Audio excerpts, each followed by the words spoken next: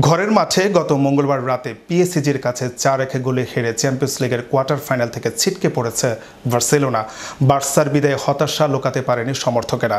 অনেকে সে রাতে গ্যালারিতে ফুপিয়ে ফুপিয়ে কাঁদতে দেখা গেছে। কেউ কেউ বার্সার খেলা দেখে ক্ষুব্ধ প্রতিক্রিয়া জানিয়েছেন। এই ক্ষুব্ধ সমর্থকদেরই একাংশ পরে জোয়াও কানসেলোর সামাজিক যোগাযোগ মাধ্যম আইডিতে হামলে পড়েছেন।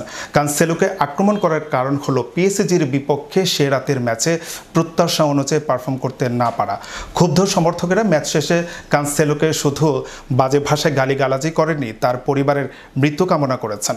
চ্যাম্পিয়ন্স লিগ অভিযান থেকে ছিটকে পড়ার পর বার্সেলোনা এবারের মৌসুমের শেষ এল ক্লাসিকোই আগামীকাল রিয়াল মাদ্রিদের মুখোমুখি হবে। সান্তিয়াগো বার্নাব্যুতে চিরপ্রতিদ্বন্দ্বী রিয়ালের বিপক্ষে ম্যাচ সামনে রেখে ইএসপিএনকে সাক্ষাৎকার দিয়েছেন কানসেলো। সেখানে ইনস্টাগ্রামে পাওয়া হুমকির বিষয়টি জানিয়েছেন 29 বছর বয়সে এই পর্তুগিজ ফুলব্যাক।